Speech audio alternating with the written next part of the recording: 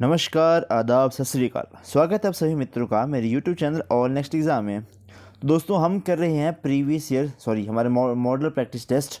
तो हम करेंगे आज का हमारा मॉडल प्रैक्टिस टेस्ट हम करें साइकोलॉजी के लिए। तो आज का हमारा थर्ड वीडियो है हमारी ये। तो आज भी हम कोशिश करेंगे कि हम 60 क्वेश्चन कर सकें। ओके। और आपको पता है कि आपका टेस्ट जो है वो बहुत नज़दीक आ चुका है। अब तो आपकी प्रिपरेशन जो है आपको बूस्ट करनी ही पड़ेगी। थोड़ी सी प्रिपरेशन में आपको तेज़ी लानी पड़ेगी, तभी जो है कुछ बन पाएगा। ठीक है। आपको पता है कि एक एक नंबर से रहना फिर बहुत ज़्यादा दुखदाई रहता है। ओके।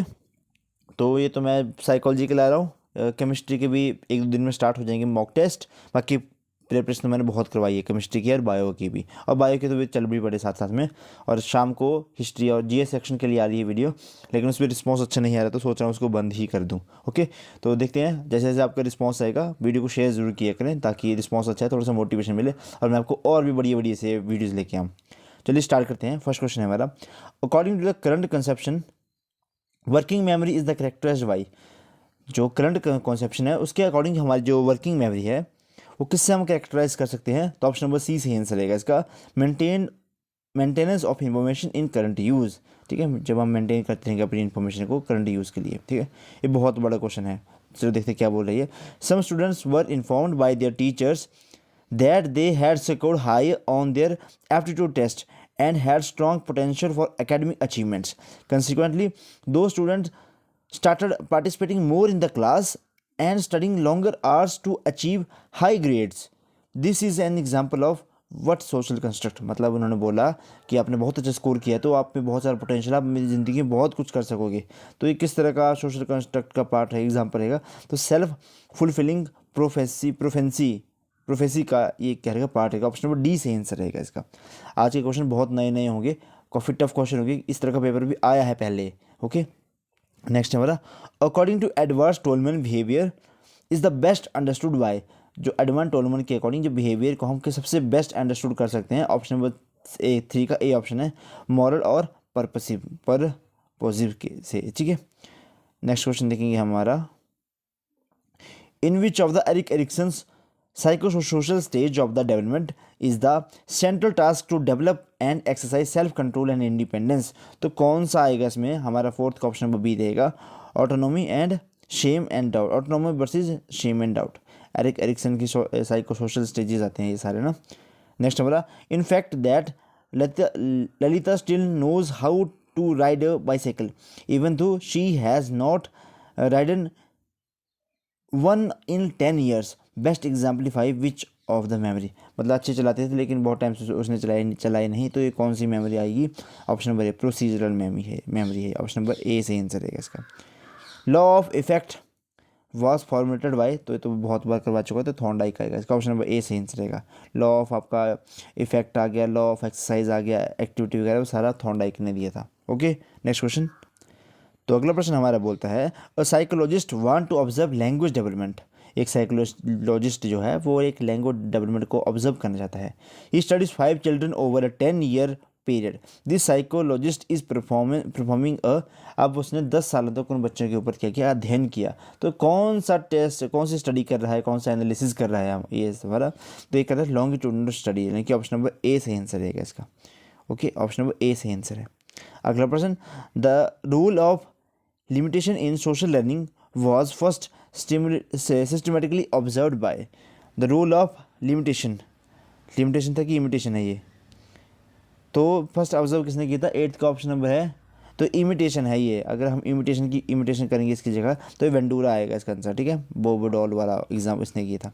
ऑप्शन नंबर बी से आंसर आएगा इसका, अगर ऊपर इमिटेशन आएगा। नेक्स्ट क्वेश्चन है, an important function of rehearsal in verbal learning is. Important function क्या रहेगा रिहर्सल करने की किसी वर्बल लर्निंग के लिए।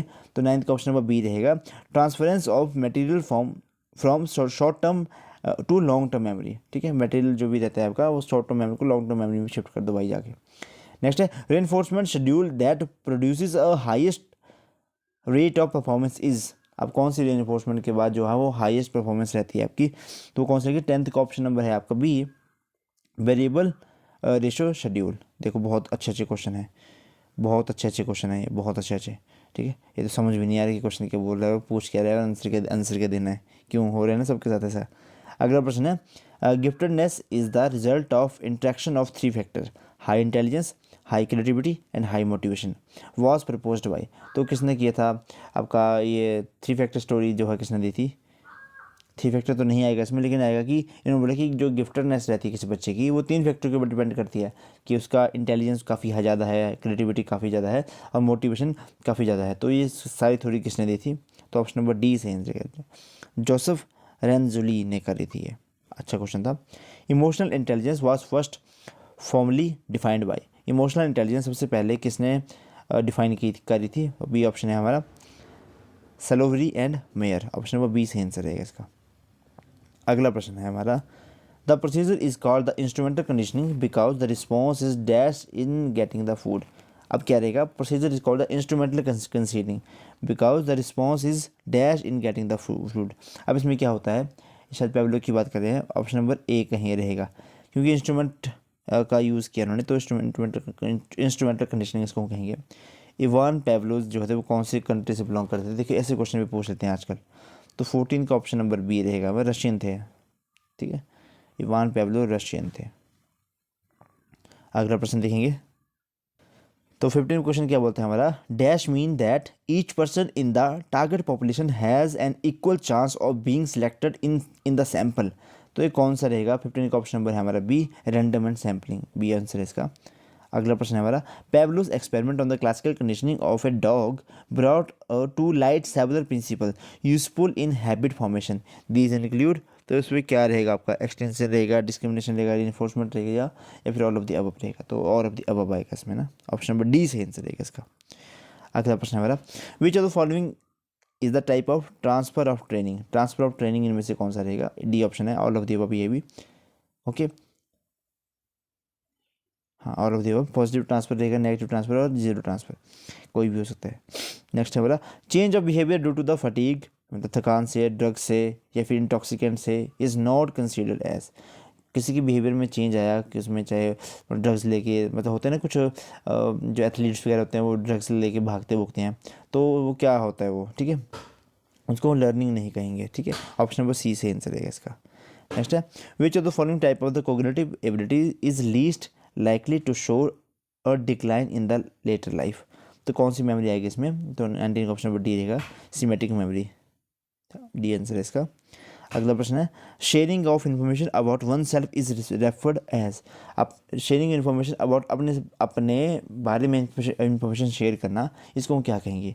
तो सेल्फ डिस्क्लोजर कहेंगे इसको, ऑप्शन नंबर डी से आंसर रहेगा इसका। अगला प्रश्न है which theorist revised Sigmund Freud stage of development replacing Freud psychosexual stages with the psycho social stages. तो किसने सिगमंड फ्रूड को रिप्लेस किया था उनकी थ्योरी को? तो 21 का ऑप्शन नंबर ए रहेगा हमारा, कार्ने हॉर्ने ने। ठीक है, हॉर्ने। अगला प्रश्न है हमारा according to Sigmund Freud a child who grab food from another child because of hunger is driven by. अब कोई बच्चा किसी दूसरे बच्चे से खाना छीन लेता है, ठीक है, तो वो किसकी वजह से, कौन सा उसमें किसकी वजह से होता है? ईड, ईगो, सुपर ईगो या किससे होगा? मतलब 22 का ऑप्शन नंबर है हमारा ए, ईड, ईगो, ईड से। ठीक है, ईड से आएगा, ईड मतलब जिद्दी भाई, लेना तो खाना है। नेक्स्ट है हमारा which of the following learning theorist first demonstrated that the neutral stimulus could acquire the ability to evoke a response originally attributed to another stimulus। तो किसकी बात है इसमें? 23 का ऑप्शन नंबर क्या रहेगा इसमें? देखते हैं भाई क्या बोलते हैं ऊपर।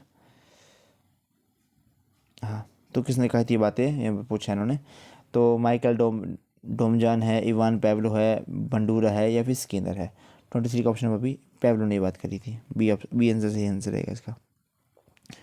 नेक्स्ट है हमारा the use of polite word such as please and thank you in everyday speech is called. जब हम बहुत मतलब पोलाइट वर्ड का यूज़ करते हैं थैंक यू का, तो उसको हम प्रैग्मेटिक्स कहते हैं, ऑप्शन नंबर डी सही आंसर रहेगा इसका। अगला प्रश्न है मेरा according to the theory of the cognitive development proposed by the Lev Vygotsky learning children learn best by working. अब चिल्ड्रन जो है वंद वाइगोस्की के अकॉर्डिंग बच्चा जो है सबसे ज़्यादा कहाँ सीखता है, कैसे सीखता है? तो बी आंसर है इसका, with adult and advanced peer. ठीक है, बड़ों के साथ रहकर ज़्यादा सीखता है बच्चा अकॉर्डिंग टू वाइगोस्की। क्योंकि ये सोसाइटी की बात करते हैं ना। 25 का ऑप्शन नंबर है हमारा बी। हाँ, अगला प्रश्न है the tendency to attribute your success to dispositional factor and your failure to situational factor is called the. भाई बहुत गंदे क्वेश्चन, बहुत क्वेश्चन समझ भी नहीं आ रहे हैं। क्या बोल रहे हैं इन्होंने कि the tendency to attribute your success, ऐसी टेंडेंसी जिसे आप मतलब अपने आपकी सक्सेस को एट्रीब्यूट करना किसके लिए, to dispositional factor and your failure to situational factor is called, मतलब सिचुएशन फैक्टर को मतलब करना डिस्पोजिशन करना इसका, तो इसको हम क्या कहेंगे। 26 का ऑप्शन नंबर है यहाँ पे बी ऑप्शन है, सेल्फ सर्वाइविंग बायसनेस। आप इसको भाई थोड़ा सा पॉज करके ना खुद ही समझ लो क्वेश्चन को, कि समझ क्वेश्चन जो है क्या बोलना चाहता है। नेक्स्ट है free will pay the greatest role in which of the following. Free will plays greatest role, free will जो है काफ़ी बड़ा रोल प्ले करती है किसके लिए, तो 27 का ऑप्शन नंबर बी है हमारा, Carl Roger humanistic psychologist, Carl Roger humanistic psychology, option number B से आंसर है इसका। भाई बहुत गंदे क्वेश्चन है, बहुत गंदे। नेक्स्ट क्वेश्चन है what term is the best use to describe the small meaningful unit of language. तो इसमें तो सर फिनोम आता है, इसमें कि मॉर्फीम आता है, मॉर्फीम आता था। 28 का ऑप्शन नंबर सी है, स्मॉलेस्ट यूनिट जो है लैंग्वेज की वो मॉर्फीन है। अच्छा, ये क्वेश्चन आता था हमें। अगला प्रश्न है मेरा, which of the following is the name given to the process of differentiating one self from the other by the emphasizing one's uniqueness. तो इसको हम क्या कहते हैं, 29 का option number D option, individuation.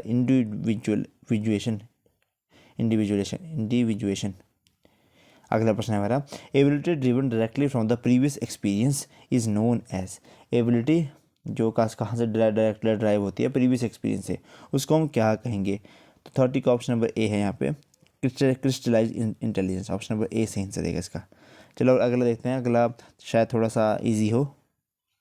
चलिए नेक्स्ट क्वेश्चन देखते हैं हमारा, educational psychology is the systematic study of the educational growth and development of a child, this defined by the given. किसने इसको डिफाइन किया था कि एजुकेशनल साइकोलॉजी रहती है वो सिस्टमेटिक स्टडी रहती है बच्चे की एजुकेशनल ग्रोथ और डेवलपमेंट की। तो ये किसने कहा था ये सारी बातें, तो ये स्टेफन ने की थी, ऑप्शन नंबर सी से आंसर रहेगा इसका। नेक्स्ट क्वेश्चन है हमारा, the child's development is a product of both heredity and environment, this principle is developed by, कि बच्चा जो है वो किससे, अपने एनवायरनमेंट से भी सीखता है और अपने हेरिडिटी से भी सीखता है। तो ये रहता है प्रिंसिपल ऑफ इंटरेक्शन का, ऑप्शन नंबर ए से आंसर रहेगा इसका। विच of the following the school of behaviourism focus on study, जो बिहेवियरिज्म का स्कूल है वो किस पे फोकस करता है, तो वो करता है overt behaviour only, option number B से आंसर रहेगा इसका। अब इसमें हमें इनकरेक्ट स्टेटमेंट बतानी है। तो development follow the straight and linear path, भाई ये गलत है। डेवलपमेंट कभी भी स्ट्रेट और लीनियर पाथ नहीं आती है भाई, उसमें ऊपर खबर चल जाती है, कभी आपकी ग्रोथ काफ़ी तेज़ होती रहती है। कंटिन्यूस तो रहती है लेकिन क्या रहती है, यूनिफॉर्म नहीं होगी। कंटिन्यूस तो होगी लेकिन यूनिफॉर्म नहीं होगी। नेक्स्ट क्वेश्चन है हमारा, child think logically about objects and event, this characteristics given by the पियाजे, मतलब बच्चा जो है लॉजिकली ऑब्जेक्ट्स और किसी चीज़ के बारे में सोचना स्टार्ट कर देता है। तो पियाजे के अकॉर्डिंग वो क्या है, तो वो है आपका formal operational stage, option number D से आंसर रहेगा इसका। नेक्स्ट है, suppose the child is chronological age is 10 years and successfully completed the test item of 14 years, उसका IQ कितना रहेगा, तो उसका IQ रहेगा हमारा इसमें, तो 6 का ऑप्शन नंबर सी आएगा इसमें, 140 रहेगा। काफ़ी अच्छा है, मतलब आगे चल रहा है वो, अच्छा है, जीनियस टाइप बच्चा है वो।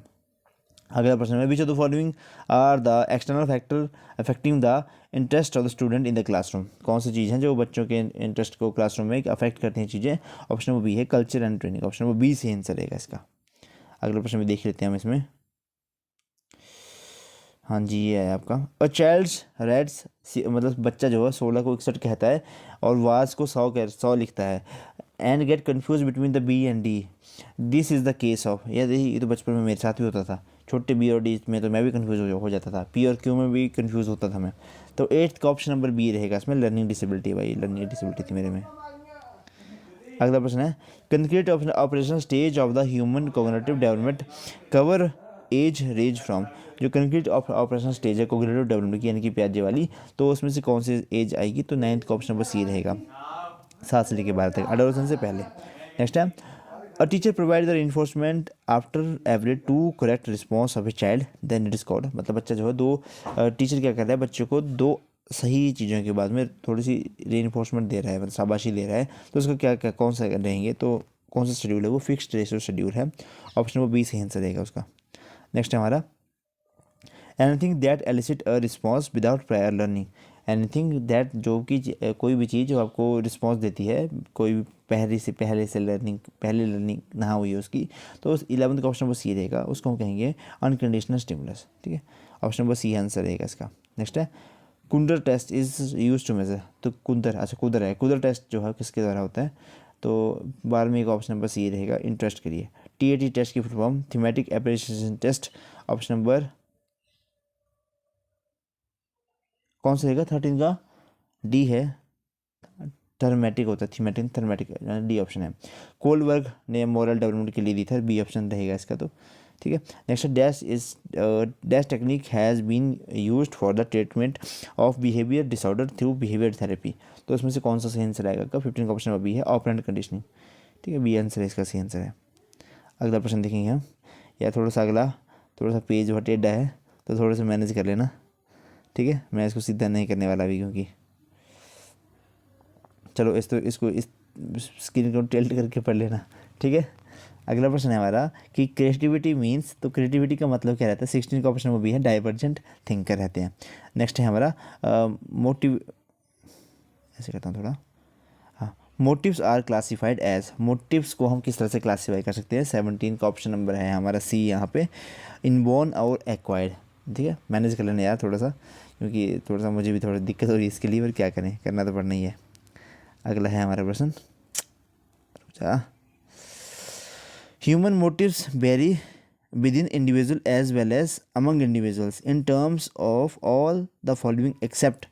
तो जो ह्यूमन का मोटिव रहता है वो इंडिविजुअल के साथ तो रहता है, लेकिन और भी इंडिविजुअल के साथ रहता है। तो इनमें से कौन सा बताया कि इनमें से किसका नहीं रहता है? तो 18 का ऑप्शन नंबर है यहाँ पे, ए ऑप्शन है, क्वालिटी। क्वालिटी सबकी अलग अलग हो सकती है। Verbal guidance is least effective in teaching. अब वर्बल गाइडेंस के थ्रू आप क्या नहीं उन बच्चे को सिखा सकते? तो आप स्किल्स नहीं सिखा सकते। अगला प्रश्न है हमारा, who consider the spiritual father of the humanistic psychology. Spiritual father humanistic psychology का किसको कहा जाता है? तो 20 का ऑप्शन नंबर सी है यहाँ पे, अब्राहम मैस्लो। अच्छा क्वेश्चन है। नेक्स्ट है जुवेनाइल डेलिंकेट्स कौन से बच्चे होते हैं? ऐसे बच्चे जो मतलब स्कूल से भाग जाना, ऐसे पढ़ने का मन नहीं करता, तो उनको डेलिंकेट चिल्ड्रन कहते हैं। तो कौन से एज में आते हैं ये आते हैं आपके 21 का ऑप्शन नंबर सी है, इंडिविजुअल बिलो द 18 साल, यानी कि एडोलेसेंस आते हैं सारे इसमें, एडोलेसेंट आते हैं। बैकवर्ड चिल्ड्रन पासिस, जो बैकवर्ड चिल्ड्रन होते हैं क्या करते हैं वो? 22वीं का ऑप्शन नंबर है A, educational attainment less than their peer. जो बैकवर्ड चिल्ड्रन रहते हैं उनकी जो एजुकेशनल जो अचीवमेंट होती है वो उनके दोस्तों से कम रहती है। ठीक है, हाँ। How many cards are used in the Rorschach's ink blot test. जो आपका इन ब्लॉक टेस्ट है उसमें कितने कार्ड यूज़ रहते हैं? 23 का ऑप्शन नंबर सी है यहाँ पे, 10 कार्ड। और ये एजुकेशनल क्वेश्चन निकालना है अगर आपने, एजुकेशनल क्वेश्चन, तो 24 का ऑप्शन नंबर है आपका ए ऑप्शन, यानी कि EA अपॉन CA और इंटू 100। ऑप्शन नंबर है EA CA और इंटू 100, याद रखें इसको। What are the different types of individual difference. तो इंडिविजुअल डिफरेंस जो है कितना टाइप के हैं ये पूछे इन्होंने। ए ऑप्शन है, 2 तरह के होंगे। Who wrote the book character and the personality. जो कैरेक्टर एंड पर्सनैलिटी की बुक थी वो किसके द्वारा लिखी गई थी? तो ऑप्शन नंबर बी है, Polanski. Option number B C answer इसका। फादर ऑफ द कंडीशनिंग कौन है? Who the known the father of the conditioning? तो पैब्लो होने चाहिए इसके। तो 27 का ऑप्शन नंबर है यहाँ पे D, Pavlov. Who of the following does not belong to the Gestalt psychology. तो गिसार्ड साइकोलॉजी से कोहलर तो है ही, पैब्लो नहीं है शायद। 28 का ऑप्शन बी है, पैब्लो नहीं है। कोहलर है, एक कोफ्ता आता है, कोफ्का, ठीक है, और एट लुइन है, ये भी बताते हैं। नेक्स्ट क्वेश्चन है, who classified personality on the basis of the physique. किसने पर्सनैलिटी को फिजिक के ऊपर बेस किया है? तो 29 का ऑप्शन नंबर ये है आपका शेल्डन और क्रैशमर यानी क्या है ये। अगला प्रश्न है हमारा, which of the following are the psychological motivators. Psychological motivator कौन से रहेंगे? तो इनमें से तो डी ऑप्शन है, एंगर भी आएगा, फियर भी आएगा, सारा आएगा। ठीक है, चलो जी, ठीक है, ये थे आपके क्वेश्चन। देखिए नीचे आपको ये भी देख रहे होंगे, जय जवान जय किसान का नारा किसने दिया। ठीक है, फिर हाउ मैनी बोन्स कितने रहती है एक अडल्ट में, महाभाष्य की महाभाष्य पुस्तक किसने लिखी थी। मतलब ऐसे ऐसे क्वेश्चन आते हैं भाई आपको, और ये समझने प्रीवियस ईयर से ही बनाते हैं जितने भी मॉक टेस्ट बनाते हैं, तो इंपॉर्टेंट रहते हैं सारे ये, इस लेवल का क्वेश्चन पेपर आता है। कभी कोई फंस गया ना फिर हालत ख़राब हो जाती है। अगला प्रश्न हो गया खत्म हमारा। चलिए इसी तरह करते हैं हम इस वीडियो को समाप्त यहाँ पे। वीडियो को लाइक करें, शेयर करें, जो चैनल पे फर्स्ट टाइम है आए हैं प्लीज़ चैनल को सब्सक्राइब भी जरूर करें। आपका दिन शुभ हो, धन्यवाद, जय हिंद, जय हिमाचल।